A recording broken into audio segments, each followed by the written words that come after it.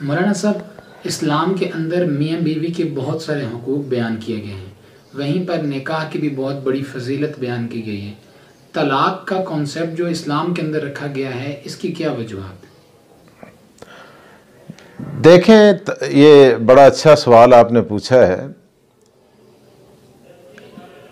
یہودیوں کے اندر طلاق کی کوئی تعداد نہیں ہے، جی، عیسائیوں کے اندر طلاق کا کنسیپٹ ہے ہی نہیں ہے، ٹھیک، اور اسلام چونکہ دین فطرت ہے، رشتے دو طرح کے ہوتے ہیں۔ ایک رشتے وہ ہوتے ہیں جو اللہ نے بنائے ہیں، جی، جن رشتوں کو اللہ تعالیٰ نے بنایا ہے وہ رشتے توڑنے سے بھی نہیں ٹوٹتے۔ جس طرح باپ اور بیٹے کا رشتہ ہے، جی، آپ لاکھ کوشش کریں، ایک آدمی جا کر عدالت کے اندر دعویٰ دائر کر دے کہ جی یہ میرا باپ نہیں ہے، اس کا باپ ہے۔ اگر کوئی اپنے بیٹے کے متعلق دعویٰ دائر کرے کہ جی یہ میرا بیٹا نہیں ہے، وہ اس کا بیٹا ہے۔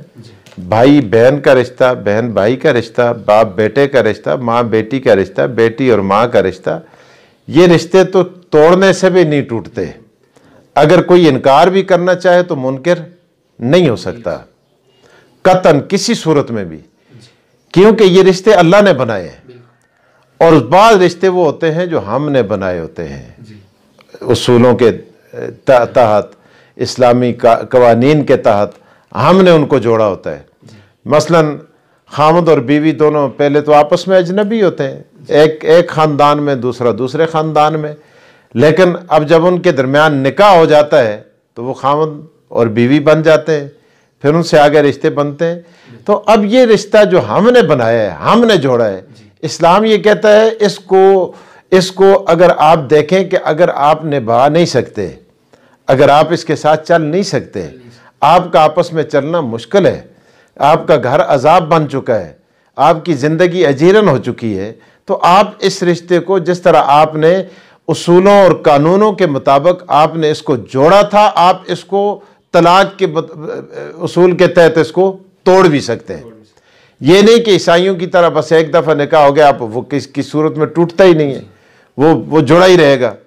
اور اسی طرح یہودیوں کے ہاں یہ ہے، وہاں طلاق کی تعداد کوئی بھی نہیں ہے، 1000 طلاقیں بھی دے دو پھر بھی طلاق نہیں ہے، ایک طلاق بھی دے دو پھر بھی طلاق نہیں ہے، 3 بھی دے دو پھر بھی طلاق نہیں ہے۔ اسی لیے بعض ہمارے ہاں بھی لوگوں نے یہ چیزیں ان سے چوری کی ہیں جو اپنے آپ کو مسلمان کہتے ہیں، اپنے آپ کو بذام خود وہ کہتے ہیں کہ جی ہم مسلمان ہیں۔ مثلا جس طرح ہمارے ہاں ایک طبقہ ہے اہل تشیع کا، اہل تشیع کے ہاں بھی طلاق کی کوئی تعداد نہیں ہے۔ سیدنا شیخ عبد القادر جیلانی رحمۃ اللہ تعالی علیہ، اللہ ان کی قبر پہ کروڑوں رحمتیں نازل فرمائے، اولیاء اللہ کے طائفے کے بہت بڑے سردار ہیں، بہت بڑے آدمی ہیں اور بہت بڑے عالم ہیں۔ ان کی کتاب ہے غنیۃ الطالبین، غنیۃ الطالبین میں سیدنا شیخ عبد القادر جیلانی رحمۃ اللہ تعالی علیہ فرماتے ہیں، لکھتے ہیں کہ یہ تعداد، طلاق کی تعداد کا نہ ہونا، یہ اہل تشیع نے یہود سے چوری کی ہے۔ یہود سے چوری کر کے، یعنی جس طرح یہود کی اور بہت ساری چیزیں اہل تشیع کے اندر پائی جاتی ہیں۔ میرا یہاں یہ موضوع نہیں ہے، ٹاپک نہیں ہے، لیکن چونکہ یہ بات آ گئی اس لیے میں درمیان میں اس بات کو کرنا چاہتا ہوں وضاحت کے لیے۔ اور بہت ساری چیزیں جہاں انہوں نے چوری کی ہیں، وہاں انہوں نے ایک چیز یہ بھی چوری کی ہے، ان کے پاس یہود سے یا یہ چوری کی ہے یا لی ہے یا ان کی رضامندی سے لی ہے، یا ان کو بھی ان کی ایک برانچی سمجھ لیں، جو بھی ہے، جو سلسلہ بھی ہے۔ تو ایک چیز ان کے اندر یہ بھی پائی جاتی ہے کہ یہاں طلاق کی تعداد ان کے ہاں بھی نہیں ہے۔ پھر ان سے ایک اور طبقہ ہے جو اپنے آپ کو غیر مقلد کہتے ہیں، جو کہتے ہیں امام صاحب کو بھی کوئی پتہ نہیں، باقی ائمہ کو بھی کوئی پتہ نہیں، بس سارا پتہ جو ہے وہ آج ہمیں ہی ہے، ہمیں سارا پتہ ہے۔ تو انہوں نے ان سے یہ چیز چوری کر لی، وہ بھی کہتے ہیں کہ طلاق کی تعداد کوئی بھی نہیں ہے۔ بلکہ یہ بات مشہور ہے کہ سندھ کے اندر ایک مولوی ہے، اس کے پاس اگر کوئی 3 طلاقیں دے کے چلا جائے تو وہ قرآن منگواتا ہے اور سر پہ رکھ کے کہتا ہے کہ جی میں نے اپنی بیوی کو 1000 طلاق دے دی اور میرے اتنے بچے بھی ہو گئے، وہ طلاق واقع وہ کہہ رہا ہے کہ نہیں ہوئی۔ بہرحال اس قسم کی باتیں آتی ہیں، لیکن اسلام کے اندر یہ ہے کہ طلاق کی تعداد ہے اور اس کا وقت ہے، اس کے اوقات ہیں، اور یہ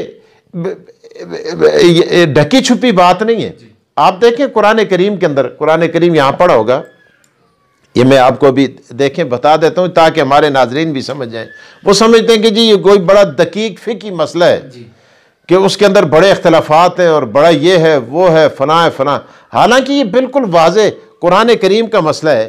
یہ سورہ بقرہ کے اندر یہ آیت نمبر یہ دیکھ لیں، قرآن کریم دوسرا پارہ ہے، سورہ بقرہ کی آیت ہے، آیت نمبر 124. یہ والمطلقات اوپر ہے وَإِنْ عَزَمُوا الطَّلَاقَ فَإِنَّ اللَّهَ سَمِيعٌ عَلِيمٌ. یہ آگے دیکھیں والمطلقات یتربصن بانفسہن ثلاثۃ قروء. طلاق دی ہوئی عورتیں اپنے آپ کو 3 حیض تک اپنے آپ کو روکے رکھیں. اب یہ ایک طلاق کا ذکر ہے. وَلَا يَحِلُّ لَهُنَّ أَن يَكْتُمْنَ مَا خَلَقَ اللَّهُ فِي أَرْحَامِهِنَّ إِن كُنَّ يُؤْمِنَّ بِاللَّهِ وَالْيَوْمِ الْآخِرِ. یہ بات کر کے آگے قرآن کریم کہتے ہیں، میں تفصیلات میں نہیں جانا چاہتا کیونکہ وقت نہیں ہے. آگے دیکھیں، اب ایک طلاق دی، قرآن کیا کہتے ہیں آگے؟ وَبُعُولَتُهُنَّ أَحَقُّ بِرَدِّهِنَّ فِي ذَلِكَ. فی ذالک، اگر اس نے ایک طلاق دی ہے اور اس طلاق کے اندر ان کے اپنے خامند وبعولتہن، ان کے اپنے خامند زیادہ حقدار ہیں اس بات کے کہ انہیں وہ اپنے پاس لٹا لیں. یہاں تک ایک طلاق کا ذکر آ گیا. اب آگے دیکھیں قرآن کریم، یہ آپ یہ رال الاپتے ہیں نا، بار بار کہتے ہیں اور جی 3 طلاق کا تو ذکر ہی نہیں ہے. 3 طلاق کا کہاں ذکر ہے قرآن کریم کے اندر؟ کدھر ذکر ہے؟ آگے دیکھیے جناب، آگے دوسری طلاق کا ذکر قرآن کریم کے اندر. میں قرآن کریم بتا رہا ہوں، میں دوسری کتابوں میں نہیں جانا چاہتا. الطلاق مرتان فامساکم بمعروف او تسریح باحسان. الطلاق مرتان، طلاقیں 2 ہیں. یہ 2 اکٹھی 2 دے دے تو پھر بھی 2 ہیں، اگر ایک دے کر 2 دے پھر بھی 2 ہیں. فامساکم بمعروف، یا تو وہ دستور کے مطابق روک کے رکھے، عدت کے اندر اندر وہ رجوع کر لے، خواہ عورت کی رضا ہو یا نہ ہو. او تسریح باحسان، یا احسان کے ساتھ اس کو کچھ دے کر اس کو رخصت کر دے. اب یہ آگے یہاں تک یہ آ گیا. آگے اللہ تعالیٰ یہ ارشاد فرماتے ہیں، دیکھیں آگے تیسری طلاق کا ذکر، یا یہاں تک 2 آ گئی نا. آگے قرآن کریم کی آیت کے اندر اللہ تعالیٰ ارشاد فرماتے ہیں فَإِن طَلَّقَهَا فَلَا تَحِلُّ لَهُ مِن بَعْدُ حَتَّى تَنكِحَ زَوْجًا غَيْرَهُ. اگر اس نے تیسری طلاق دے دی، فَإِن طَلَّقَهَا، اگر اس نے پہلی تو اوپر ہوگی نا وَالْمُطَلَّقَاتُ يَتَرَبَّصْنَ، دوسری ہوگی الطلاق مرتان. آگے قرآن کہتے ہیں فَإِن طَلَّقَهَا، اگر اس نے تیسری طلاق بھی دے دی، تیسری دے دی یا 3 یکے بعد دیگرے دے دی یا 3 اکٹھی دے دی، تو پھر کیا ہوگا؟ فَلَا تَحِلُّ لَهُ مِن بَعْدُ، پس حلال نہیں ہے اس کے بعد حَتَّى تَنكِحَ زَوْجًا غَيْرَهُ فَلَا تَحِلُّ. اب دیکھیں قرآن کریم کی آیت کو کھلواڑ بنا کے پیش کرتے ہیں لوگوں میں، اور جی یہ حلالہ کروا رہے ہیں، یہ حلالہ کروا رہے ہیں. بھائی یہاں تو چلو حلالہ کروایا جا رہا ہے اور تم تو حرامہ کروا رہے ہو کہ ایک طلاق دے دیتا ہے اور پھر اس کو رکھواتے ہو کہ اس کی آگے اولاد بھی ساری حرام ہو، اور قرآن کریم کی ساری آیات کو مسخ کیے جا رہے ہو. اب فَلَا تَحِلُّ لَهُ مِن بَعْدُ حَتَّى تَنكِحَ زَوْجًا غَيْرَهُ، پس یہ اس کے لیے حلال نہیں یہاں تک کہ وہ دوسرے زوج سے نکاح کر لے، شادی کر لے، یا جو بھی سلسلہ ہے. اب یہ قرآن کریم کی آیات کے اندر صاف صراحت کے اندر، اور چاروں ائمہ اس بات پر متفق ہیں کہ 3 طلاقیں دینے سے واقع ہو جاتی ہیں. اب یہ بار بار یہ بھی کہا جاتا ہے جی کیسے واقع ہوتی ہے، کس طرح؟ اب دیکھیں نبی اکرم صلی اللہ علیہ وسلم کی حدیث پیش کی جاتی ہیں، اور جی حضور علیہ السلام کو اچھا نہیں لگا. بھائی اچھا اسی لیے نہیں لگا، نبی اکرم صلی اللہ علیہ وسلم کی حدیث ہے. آپ صلی اللہ علیہ وسلم کے ایک صحابی حضور علیہ السلام لبید بن عمیر، یا اس طرح نسائی کے اندر ایک روایت ہے، حضور علیہ السلام کے پاس آئے اور آ کے عرض کیا یا رسول اللہ میں نے اپنی بیوی کو 3 طلاقیں دے دی. حضور علیہ السلام اٹھ کے کھڑے ہوئے اور غصے میں ہو گئے، اور اتنا غصہ آیا، اتنا ڈانٹا، اور یہ فرمایا کہ تم اللہ اور اللہ کے رسول صلی اللہ علیہ وسلم میرے ہوتے ہوئے تم دین کے ساتھ کھلواڑ کر رہے ہو، میرے ہوتے ہوئے تم اللہ کی آیات کا مذاق بنا رہے ہو، کیوں کیا تم نے ایسا؟ حتیٰ کہ ایک صحابی اٹھے، یہ بات نسائی کے اندر موجود ہے، کتاب الطلاق اٹھا کے دیکھ لیں، یہاں بھی یہ موجود ہے. ہمارے پاس نسائی یہاں موجود ہے کتب خانے میں، آپ دیکھ سکتے ہیں، حضور علیہ السلام کے ایک صحابی اٹھے اور عرض کیا یا رسول اللہ میرا جی چاہتا ہے میں اس کو قتل کر دوں کہ اس نے آپ کو اتنا غصہ دلا دیا۔ حضور علیہ السلام نے بہرحال اس کو روکا بٹھایا۔ اگر طلاق واقع نہ ہوتی، بھائی سوچنے کی بات ہے، طلاق واقع نہ ہوتی، اگر یہ ویسے ہی چیز تھی جس طرح آج سر پہ قرآن رکھ کے کہا جاتا ہے یا بے دھڑک فتوے دیے جاتے ہیں یا لوگوں کی نسل کو مشکوک بنایا جا رہا ہے، اگر واقع نہ ہوتی تو نبی علیہ السلام کو اتنا غصہ فرمانے کی کیا ضرورت تھی؟ حضور فرما دیتے نا جی یہ تو واقع ہی نہیں ہوئی، اس کے تو وقوع کا کوئی اثر ہی نہیں ہوا، اس کے کہنے کا کوئی مسئلہ ہی نہیں ہے، چلو یار خیر ہے آئندہ نہ کرنا۔ نہیں، آپ نے ایسا نہیں فرمایا، آپ نے فرمایا یہ چیز ہوگی۔ جس طرح ایک آدمی کو 3 گولیاں مارتا ہے، 3 گولی چلائی، 1 چلائی، 2 چلائی، 3 چلائی یا 1000 چلائی، موت تو اس کی واقع ہوگی، موت تو واقع ہو جاتی ہے نا۔ یہ علیحدہ بات ہے کہ اس نے 3 گولیاں چلائی ہیں۔ اسی طرح اگر تلوار کے ساتھ مارتا ہے، خوشی سے مارتا ہے یا غمی سے مارتا ہے یا غصے سے مارتا ہے، وہ مر تو جاتا ہے نا، جو نتیجہ ہے وہ تو مل جاتا ہے۔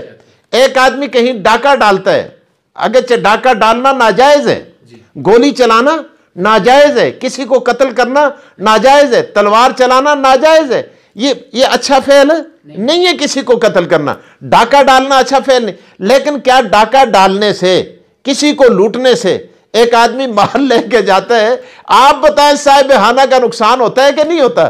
بھائی نقصان تو ہو جاتا ہے۔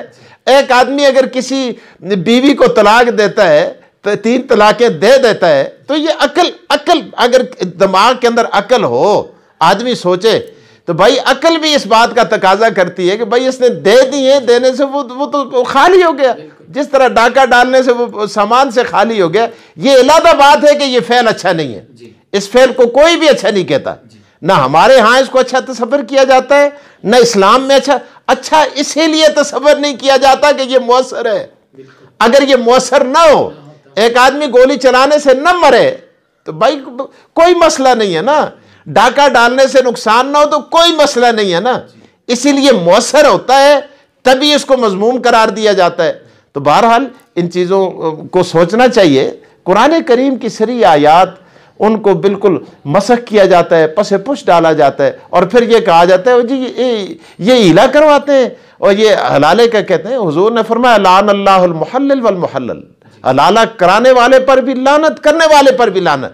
امام صاحب کا مسلک ہے، لکھا ہوا ہے نکاح موقت اگر کوئی آدمی کرتا ہے کسی وقت کے لیے، وہاں وقت کی تعیین کرتا ہے کہ جی میں اتنے وقت کے لیے نکاح کرتا ہوں، تو نکاح منعقد ہوتا ہی نہیں ہے، نکاح موقت ہوتا ہی نہیں ہے، ہمارے ہاں تو یہ چیز ہوتی ہی نہیں ہے۔ لیکن اگر ان سے پوچھو آپ، اگر ایک آدمی سنت طریقے کے مطابق طلاق دے دیتا ہے، جو ہمارے ہاں بھی محبوب طریقہ ہے، اچھا طریقہ ہے، اور اگر اس کے مطابق کوئی طلاق دے دیتا ہے جو طریقہ شرعی طریقہ ہے، تو آپ بتاؤ، ان سے پوچھو، آپ فتویٰ لے کر چلے جائیں، اب اگر وہ دوبارہ رجوع کرنا چاہے اپنی بیوی کے ساتھ تو بتاؤ کیا طریقہ ہے؟ پھر قرآن کریم کی آیت کو کہاں لے کے جاؤ؟ پھر وہ کہیں گے جی فلا تحل لہ حتی تنکح زوجا غیرہ۔ اگر وہاں یہ طریقہ ہے تو بھائی یہاں بھی یہی طریقہ ہے نا، یہی طریقہ ہے۔ آپ کسی کو گولی چلا دیں تو اس کا ظاہر آپریشن کیا جائے گا، اس کو ٹانکے لگائے جائیں گے، سارا کیا جائے گا۔ اگر دوسرے کسی طریقے سے اس کو کیے گئے پھر بھی اس کو ٹانکے لگائے جاتے ہیں، تو وہ ٹانکنے کے لیے طریقہ اصل وہی ہے۔ لیکن طلاقیں دفعتاً دیں یا یکے بعد دیگرے دیں، 3 طلاقیں دینے سے عورت طلاق ہو جاتی ہے۔ یہ سب پورے اہل اسلام کے ہاں یہی ہے، لیکن یہ ایک طبقہ درمیان میں آ گیا ہے، اور جو لوگوں کو یہ غلط چیز، اور یہ بھی ایک بہت بڑا فیکٹر ہے لوگوں کے اندر یہ چیز، چونکہ لوگ یہ سمجھتے ہیں جی 3 طلاقیں تو دینے سے ہوتا ہی کچھ نہیں ہے، ہم چلے جائیں گے فلاں دارالفتاء کے اندر چلے جائیں گے، وہاں سے ہم فتویٰ لے آئیں گے۔ اور یہ بھی طلاق کی کثرت کی ایک بہت بڑی وجہ ہمارے معاشرے کے اندر بن گئی ہے کہ وہ کہتے ہیں طلاق تو ہوتی ہی نہیں، طلاق تو ہوتی ہی نہیں ہے، یہودیوں کی طرح جتنی مرضی دے دو، ہوتی ہی نہیں ہے۔ تو ظاہر ہے ایک آدمی 3 طلاقیں دیتا ہے پھر بیوی کو بیوی بنا دیتا ہے تو نہیں ہوتی نا، تو وہ کھلواڑ بناتا ہے، اور کھلواڑ بنانے میں ان لوگوں کا بہت بڑا دخل ہے، جو لوگ یہ کہتے ہیں، اور انہوں نے قرآن کریم کی آیات کو، نبی علیہ الصلوۃ والسلام کی حدیث کو پس پش ڈال دیا ہے۔